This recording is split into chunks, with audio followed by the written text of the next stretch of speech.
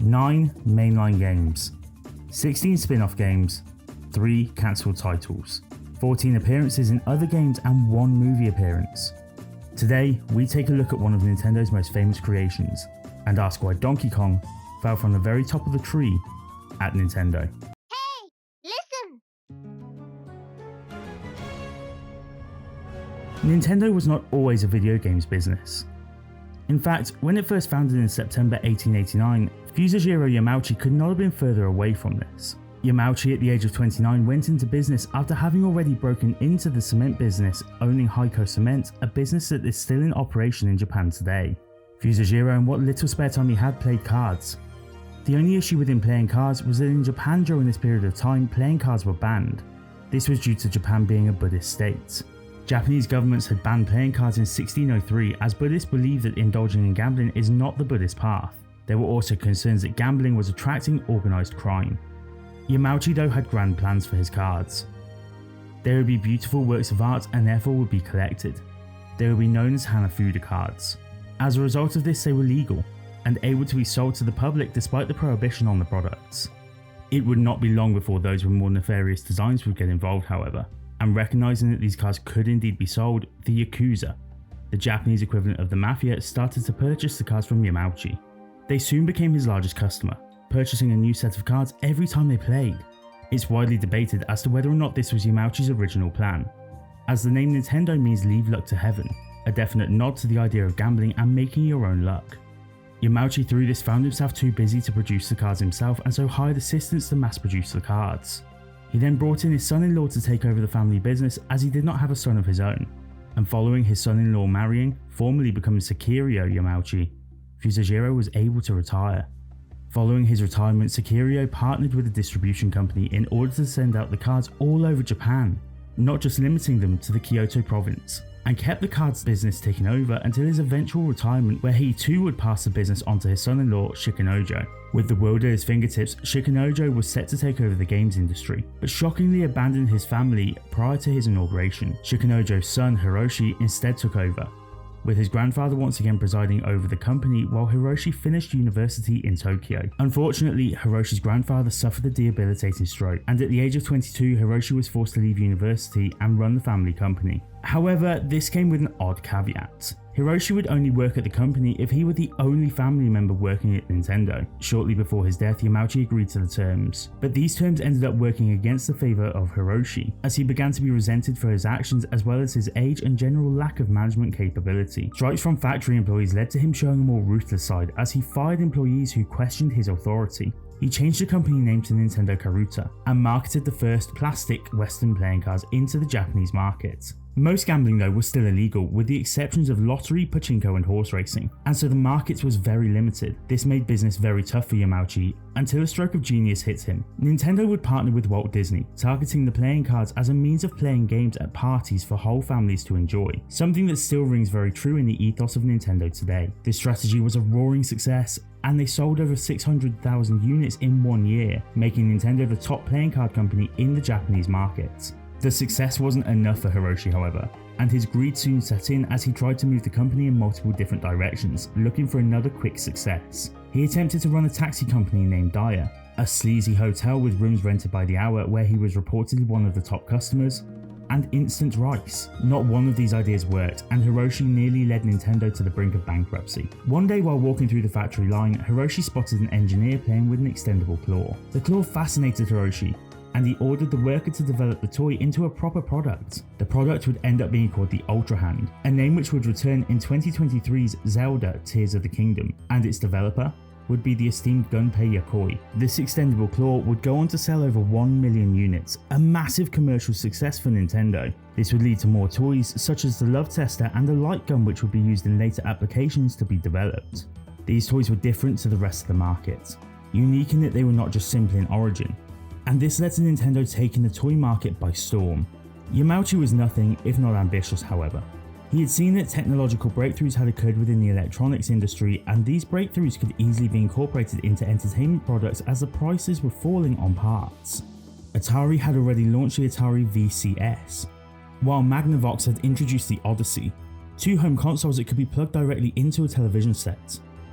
Hiroshi though had seen another opening in the market in the East. The decision was simple. The success of games such as Space Invaders and the 1973 oil crisis, which had meant that producing toys had become too expensive, would mean that Nintendo would once again have to expand their market. Nintendo hired several employees from electronics company Sharp and launched a color TV game 6 in Japan in 1977. Between 1977 and 1980, a subsequent 4 models were launched. And even with simple games such as Radarscope, Space Fever and Sheriff, in Japan these saw phenomenal numbers, citing 3.5 million sales within the 3 years. Yamauchi went all in on this idea, closing down any toy divisions of Nintendo and opening a new headquarters in New York. This branch would be called Nintendo of America, and it would be from this base of operations that Yamauchi would launch the Color TV series of games in America. However, this gamble did not pay off. Nintendo did not succeed with this console in the United States. Of the 3,000 copies of Radarscope on the Color TV 6, 2,000 of them were left in the warehouse. This led to Yamauchi doing something vastly unlike Hiroshi Yamauchi so far in his career, and polling the company's entire workforce for fresh game ideas. A man stepped forward and pitched an idea surrounding the Popeye comic books. The license was inevitably refused for this, and so they altered Olive Oil into being a girlfriend and kidnapping of Donkey Kong, an ape who was originally planned to be Bluto. She would be saved by Jumpman, who would of course been Popeye. The man that pitched this idea was none other than legendary games developer Shigeru Miyamoto. Several key design features were implemented on Jumpman. A mustache, as that was easier to draw than a small mouth. A hat, which would mean hair would not need to be drawn, and coloured overalls which would make his arm movements more distinguishable for the players. This would be the first game to implement a storyline of sorts. It would be the invention of the platformer genre, and most importantly, it would go on to be the beginning of life for the most famous mascot in the entirety of gaming, Mario. The game would launch in 2 bars in Seattle, Washington, and instantly it was a hit, pulling in $30 a day for 7 days concurrently. This was enough to get Donkey Kong on the road, so to speak, as it began to gain traction and rolled out more and more across bars in America. The game was a huge success, and in 1982 the game was bundled with the ColecoVision console. By 1986 though, Nintendo were done playing games with the video games market and moved into developing home consoles. Donkey Kong gained a sequel on the Nintendo Entertainment System and Famicom systems, put together in a bundle with the original Donkey Kong called the Donkey Kong Classics. The Game Boy in 1994 would also gain a port of the original game. From there, the Donkey Kong empire would only grow. But before the game series could reach these heights, everything came crashing down. Talking of reaching heights, it would be hugely appreciated if you could help this channel reach the new heights of 2,000 subscribers. Remember to hit that subscribe button. Join in the comments below answering this question. What was your favourite Donkey Kong game and why? And leave a like. Also, get involved in the new community Discord. Link to that is in the video description. In the early days for Donkey Kong, it was touch and go. Universal Studios attempted to take Nintendo through court for trademark infringement of King Kong, and in a future video we'll look at that further. They also ran into trouble with Ikegami Sashinki, a subcontractor at the time to Japanese video game companies. They helped to develop a lot of the games Nintendo had worked on at the time, such as Block Fever, Sheriff, and most notably Donkey Kong. Ikegami, however, had zero input on Donkey Kong Jr., the follow-up to the hit arcade game, and as such tried to sue Nintendo for stealing the code to their game. Nintendo would settle this disagreement out of court. However, the details of the agreement were never disclosed. It would be presumed that perhaps the game code was no longer allowed to be used, and in 1983 a new Donkey Kong game would launch, just titled Donkey Kong 3. In this game, a character called Stanley shoots Donkey Kong from below, turning the game into more of a shooter than a platform game. In Japan, this became the 4th most successful new arcade unit of December 1983, but in North America, a whole new story was unfolding. In 1982, the demand for video games had never been so high. To date, the demand had risen, according to Goldman Sachs, by 100% from 1981. However, the manufacturing output had increased by 175%. This created a surplus in stock of video games. In addition to this, Activision, who had had massive success with their video games, had created a rod for their own backs. Their success had led to other games developers making copies of their games, but to a lesser quality. The leap was huge, as David Crane, then owner of Activision, projected that third-party developers at electronic shows had grown in numbers from 3 to 30 between just 2 consecutive events. In December 1982, there were over 400 games for the Atari VCS, but only 10% of these were accountable for 75% of the sales. The lack of quality led to home consumers losing confidence in games and gaming. Atari began to look towards more licensed games. They released Pac-Man and E.T. the Extraterrestrial. The quality of these 2 games were so poor that consumers asked for refunds, and as E.T. was only made in 6 weeks so that they could rush the games out, out at Atari's behest, as they wanted it released for the Christmas period, the games did not meet the standards that had already been set previously in terms of graphics and playability. The reviews of both Pac-Man and E.T. led to poor sales, and these games ended up being sent to landfill in the masses, costing Atari heavily. Between the flooding of the market by third-party developers, poor quality due to rushes and crunches by first-party developers, and the loss of confidence from its consumers, the industry crashed, not looking to return. In 1985, Nintendo took a bold move. In amongst a faulty economy for video games and a slump caused by poor quality, Hiroshi Yamauchi decided to launch the Nintendo Entertainment System in America, having already succeeded in Japan with the Famicom. These two consoles were one and the same, just with an updated, more modern design for the American users. Nintendo also focused on quality, not wanting every developer to get involved with them in fear of oversaturation, and to build confidence with its customers once again. Nintendo would limit the amount of titles that third-party developers could release for their console, meaning that more quality would be input into the games that were being made, and those that were approved were advertised with Nintendo's seal of quality. The Nintendo Entertainment System was a rousing success due to it being released with 17 games that were all approved by Nintendo.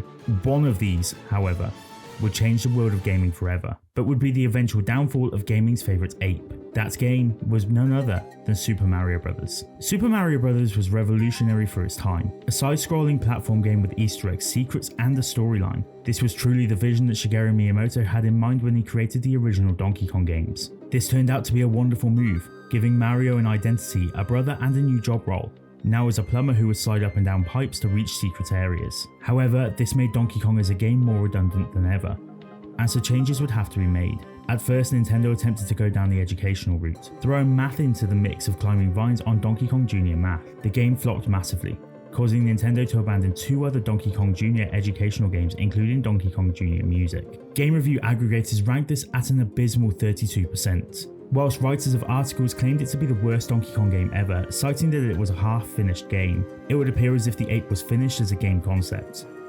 What had once saved Nintendo, now less than 10 years later, had reached the end of its lifespan. In 1991, Nintendo were at risk of being left behind by their main rival, Sega. In 1989, just 4 years after the Famicom and NES release, Sega had begun to push forward with one of their own home consoles, the Sega Master System, and later would go on to produce the Genesis, or for us Europeans, the Mega Drive. Sega offered a larger colour palette, leading to an improvement on graphics that Nintendo could not compete with. The 16-bit machine also had over 900 titles, allowing for more diversity for its user base. The system sold incredibly, selling 30.75 million units worldwide.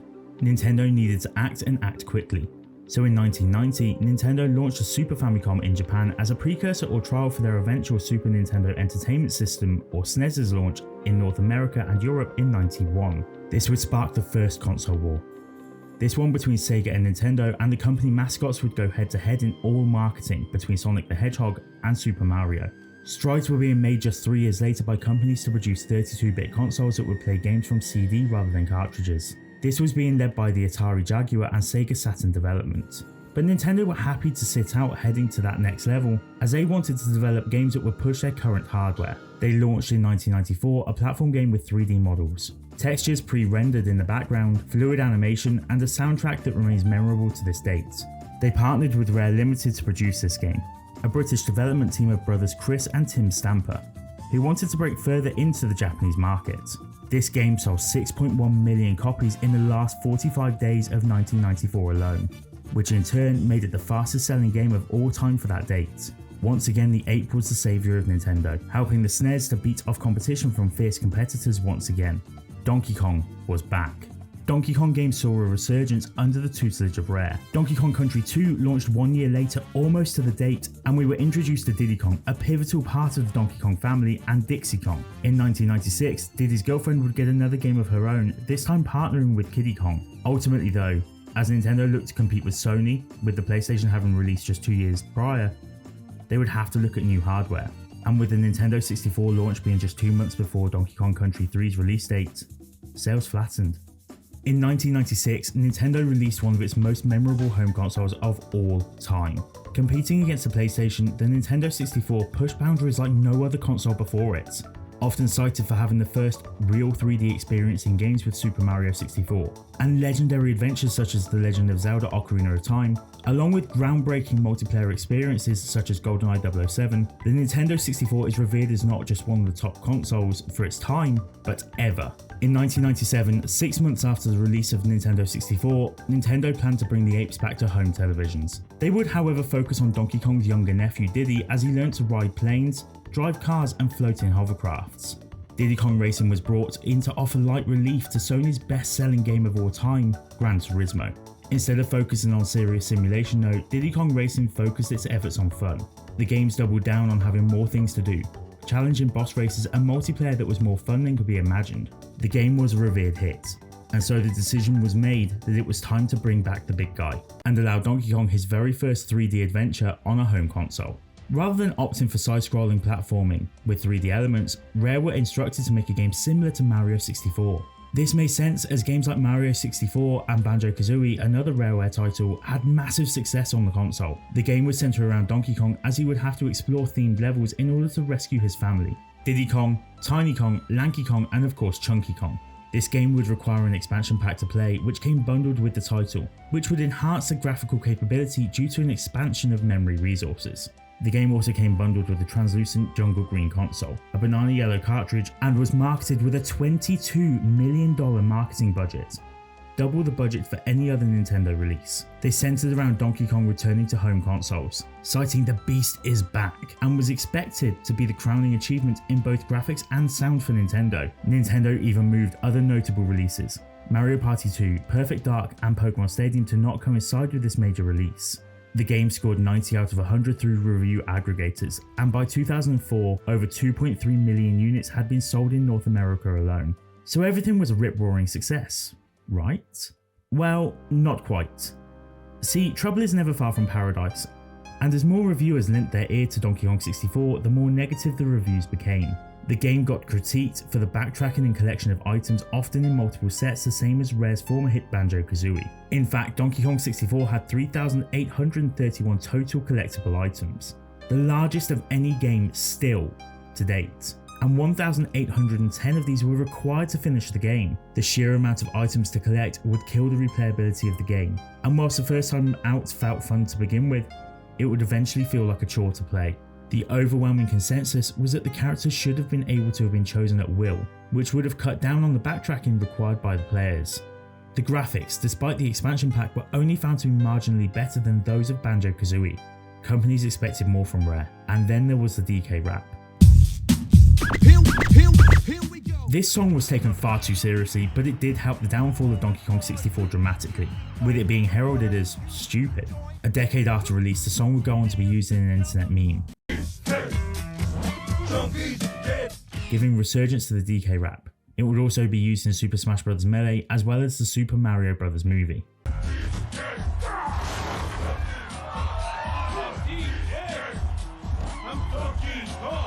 From here, it would be downhill for the gorilla and his family. In 2002, just a year after Nintendo released the Nintendo GameCube, the developers of Donkey Kong would be brought from Microsoft, undercutting Nintendo, who actually had a part stake in the British developer. Just prior to this, Nintendo and Rare had announced 3 titles: Donkey Kong Racing for the GameCube, Donkey Kong Coconut Crackers, and Diddy Kong Pilot for the Game Boy Advance. Nintendo retained the rights to Donkey Kong despite this acquisition, but cancelled Donkey Kong Racing, and Rare reworked the other 2 titles into Mr. Pants and Banjo Pilot. From here, Nintendo lost all direction with Donkey Kong games. They became games with gimmicks, with little to no original Donkey Kong feeling. Games such as Donkey Konga, Donkey Kong Jungle Beat and Barrel Blast hurt the credibility of the ape. And whilst he has solid appearances in Mario Party, Mario Kart and Super Smash Bros., Donkey Kong standalone games were nothing but a shadow of what they were just a few years previous.